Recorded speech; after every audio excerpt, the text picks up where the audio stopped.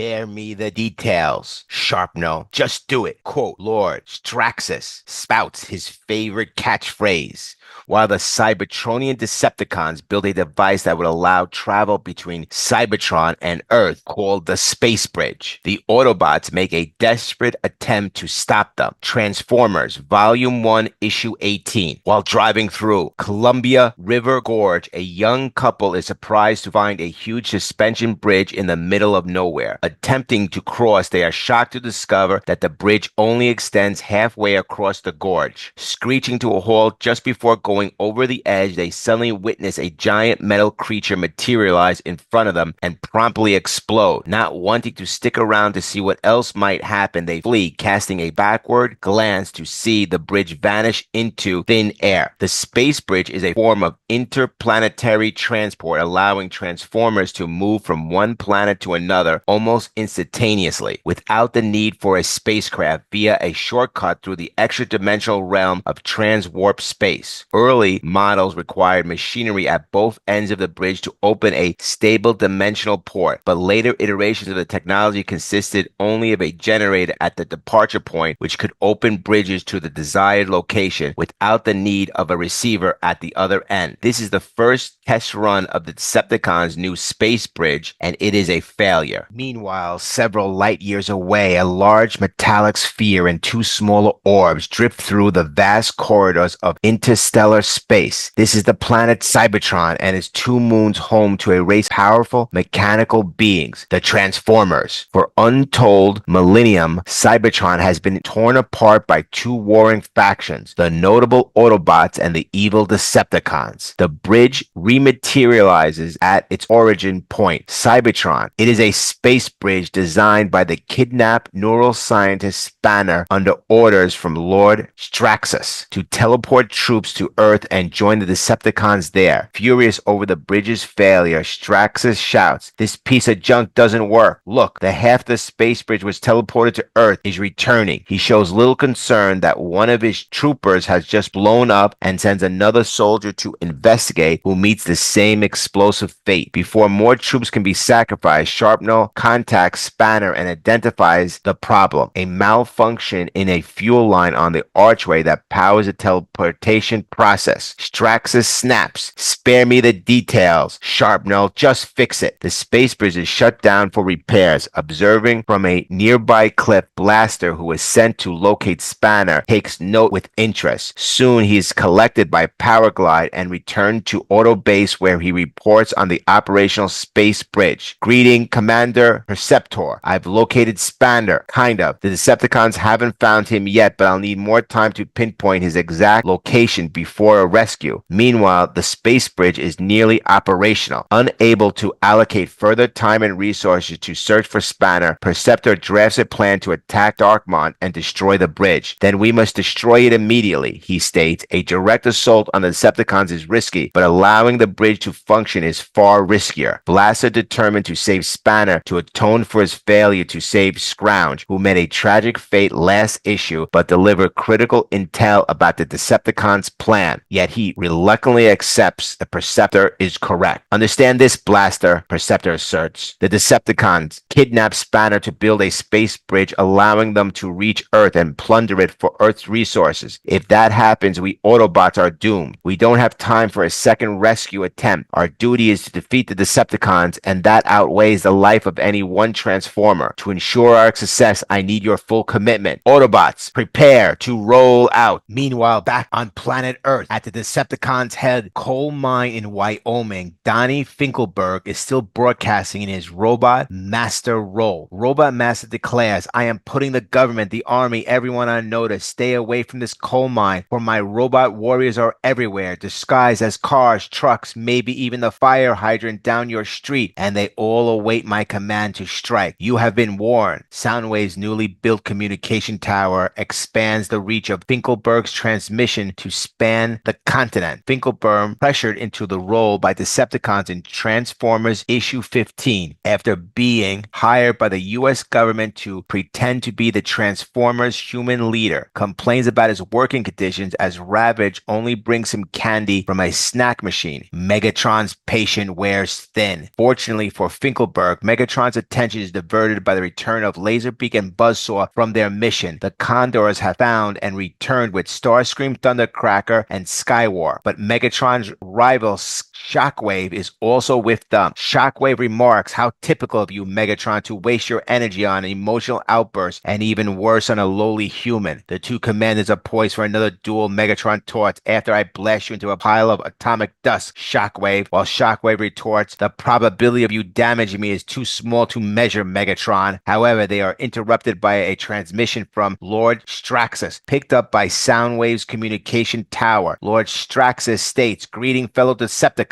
I am Straxus, Lord, High Governor of Polyhex. I am recently received your broadcast and I'm delighted to learn of your existence and your planned conquest of planet Earth. I am ready to assist." Lord Straxus continues, "I stand ready to activate an interdimensional space bridge that will allow instantaneous travel between our two worlds. I await your response." Straxus informs them that he is about to open the space bridge, and Megatron and Shockwave agree to set aside their rivalry to share Decepticon leadership temporarily. Shockwave says, "Logically, we must put aside our differences for now, Megatron, and work together to assist Straxus. I can build a converter to turn coal here into energy cubes from transport to Cybertron." Shockwave notes he can build a converter to turn the coal into the Wyoming mine into energon cubes. He previously constructed one of these devices in issue 14. Megatron replies, "For once I agree with you, Soundwave. Contact Straxus and supply him with all the necessary information." Megatron eagerly exclaims, "I've waited 4 million years for this moment, a chance to harness Earth's energy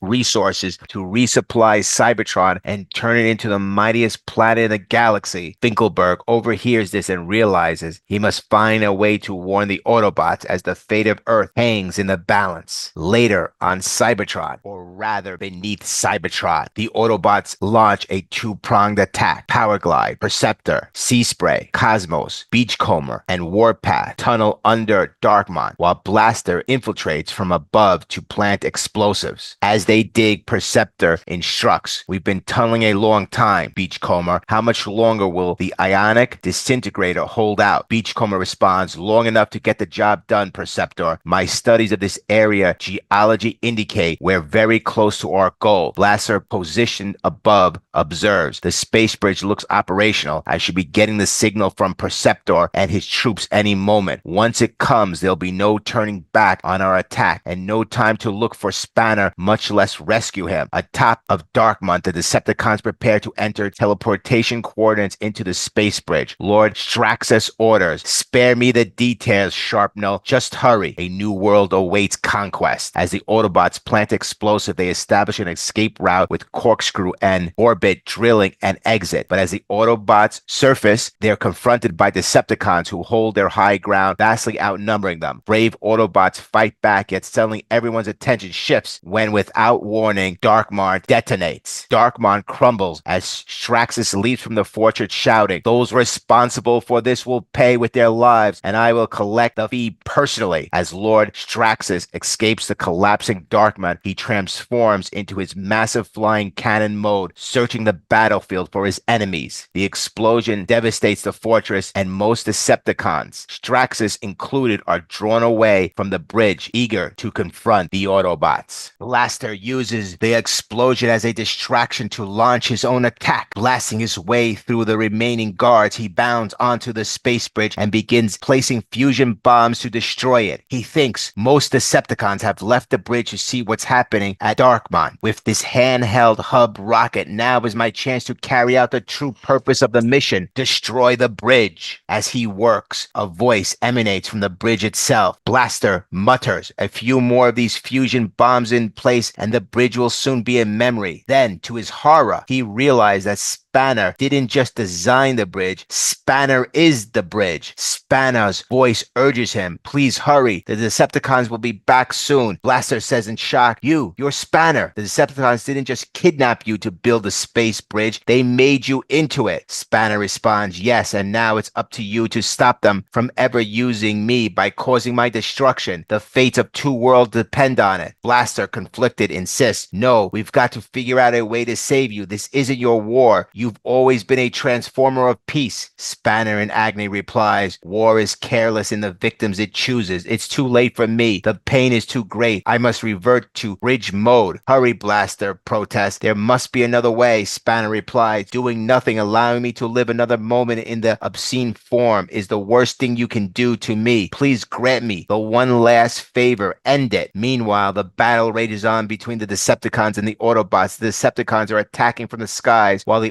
Autobots fire back from the ground, now positioned at the edge of the space bridge. Lord Shrapnel is causing the most destruction using his cannon to knock down 3 Autobots at a time with massive explosions. Sharpnel and Lord Straxus notices the absence of guards on the space bridge and realizes this battle is all a ruse to leave the bridge unprotected. Even now, an Autobot stalks its structure. Decepticons to the bridge. Straxus commands. Just then, Blaster sees hundreds of Decepticons approaching the edge of the bridge with the burning Darkmount behind them. The Autobots are unsure why Blaster hasn't destroyed the bridge yet. With the time available, he should have had enough to complete the task. Unafraid, they decide to buy him more time by taking on the hundreds of Decepticons advancing towards the bridge. On the bridge, Blaster thinks to himself, I've really messed up this time. With all these Decepticons around, I couldn't destroy Spanner even if I wanted to. At Straxus' command, the bridge is successfully activated and Decepticons begin their march on Earth. Lord Straxus says, Sharpnel, activate the bridge. We can't afford any further delay. As soon as we finish the Autobots, we invade Earth. As a single electric impulse touches a receptor panel at the top of the bridge, the immense structure is immediately engulfed in a cloud of shimmering